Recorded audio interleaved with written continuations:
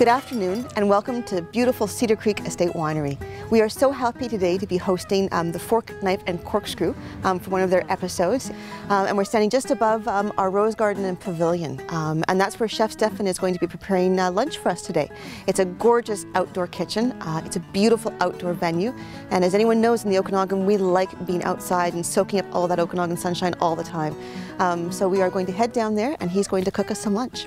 Hi. My name is Chef Stefan Pimenta, and I'm with Cedar Creek Winery, and this is my friend, Marcia Morish, who is the hospitality manager here. And today we're going to cook Arctic char for you. While the corn was cooking, we took our fish stock and we reduced it down in a pot, and we're also starting to heat up our vegetable stock for our couscous. And I'm going to add to the fish stock some of our Cedar Creek Chardonnay. I'm just going to put in about maybe a cup. And that's add a little extra essence as well as a little citrus notes to it. So, as it's reducing with the Chardonnay in it, we are going to start to take the nibs off the corn. Let's pull it off. So earlier we had barbecued the corn, and the reason for that was to give it a little color, a little bit of that smoky flavor in there. Just going to throw that in a little bit, break up the niblets.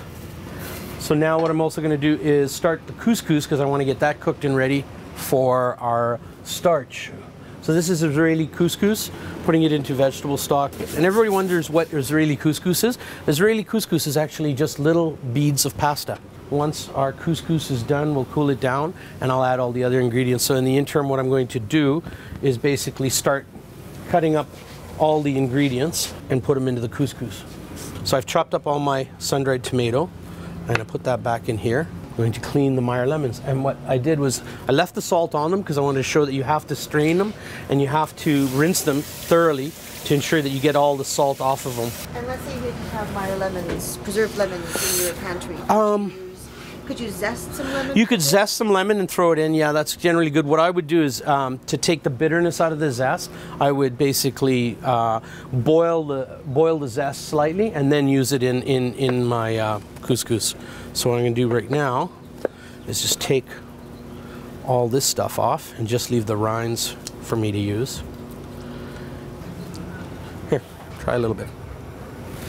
And it has an unusual flavor. It's not bitter, a little on the sweet side.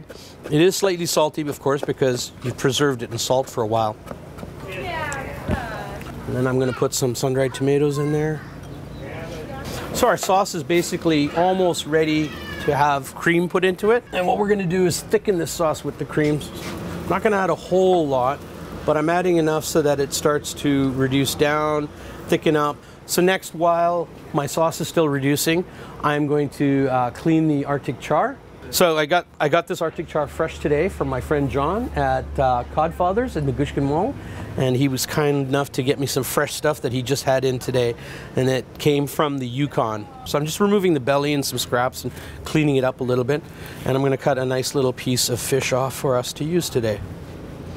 So our sauce is reducing nicely. I'm going to season it with a little bit of pepper and a little bit of kosher salt.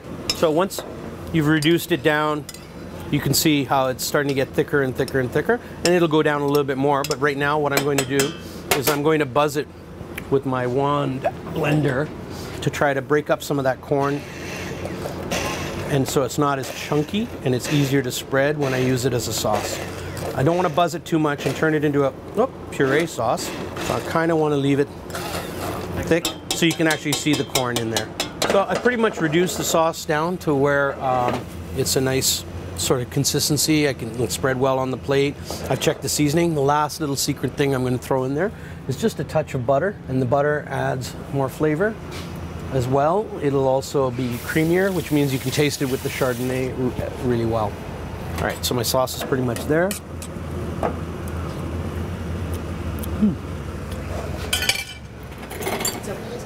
It's pretty good. Would you like to try some? Oh, absolutely. Oh, yeah. A little bit of acidity, a little bit of sweetness, a little bit of butter and flavor. All the good things in life. That is so good, isn't it? Yeah. Seriously, it's so good. So now what I'm going to do is actually warm up my couscous a little bit and throw a little butter in there. Get that warmed. So we're slowly warm up the couscous. Won't need it for a couple of minutes.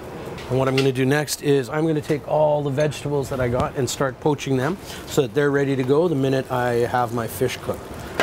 So couscous is ready. Vegetables are almost ready. Corn sauce is still reducing a little bit. It's almost there. We're going to do the star of the show, which is the Arctic char. And what I'm going to do is season it, little pepper, a little salt. I'm going to season the skin because I'm leaving the skin on, and what I want to do is try and crisp it up. Now a lot of times when you cook fish, a lot of chefs say, well, cook it face down. I'm cooking this face up because what I want to actually really do is crisp up the skin. It tastes really good when it's crispy. And the secret for that is actually cooking it face up instead of face down. And I'm using some extra virgin olive oil. And like I said.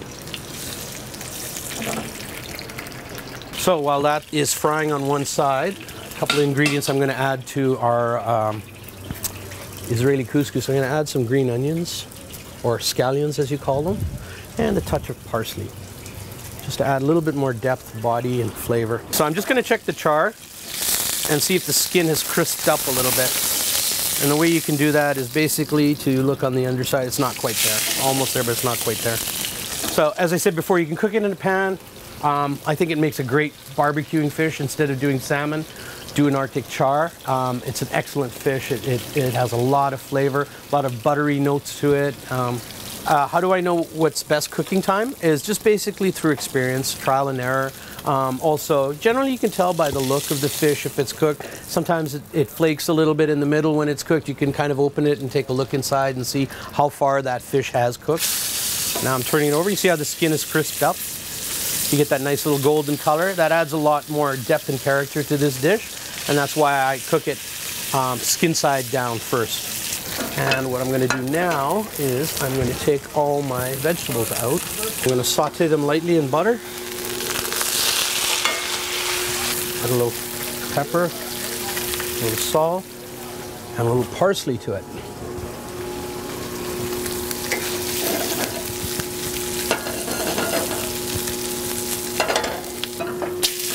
And I can see it's all nice and colored on the outside. What I'm going to do is take my tongue, and it's not quite there, so what we're going to do is just finish it on this side just a little bit longer. It'll almost be there. And then a little finishing touch if you want. You can add just a touch, splash of Chardonnay in with it, and that actually will add a little more flavor to it. Now you know lunch is going to be good when it has Chardonnay and butter in the same sentence. Yeah. So what I'm going to do now is I'm going to start building my plate. First going to start off with the Israeli couscous. We infuse with Meyer lemon, some scallions, a little bit of parsley, and some sun-dried tomatoes. Next I'm going to place my vegetables on there. And lastly, what we're going to do is place the Arctic char, and then I'm going to throw a little bit of my roasted red peppers in there.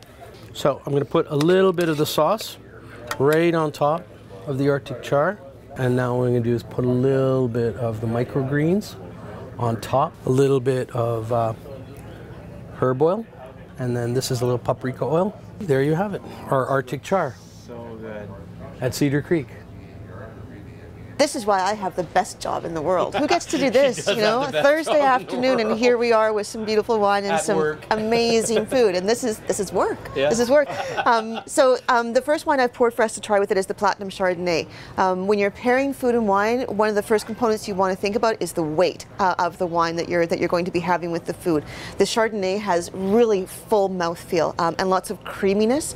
So as I mentioned before, I think it will really go beautifully with the corn sauce, but it's also a fantastic choice with fish because there is a little bit of oiliness found in most fish. So I think it's a great one to try with it. Well, I am just a huge fan of the creams of the corn sauce. I think it's just amazing. So I'm going to just have a little bite. And I love couscous. That is so good. And I think too, when you're trying something, food and wine, to figure out if it's going to go or not, a little bit of food in the mouth and have it in your palate, and then just have a little sip of the wine. Exactly.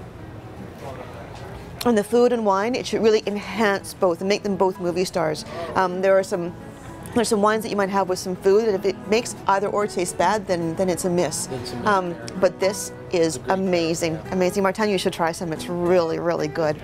When you're tasting wine, smelling it first is really, really important, because I think that really wakes up, it tells your brain, hey palate, this is what you're going to taste. So when you inhale this Chardonnay, you really get the beautiful toastiness from the oak is really inherent. But then you'll get some citrus, some vanilla, some butterscotch.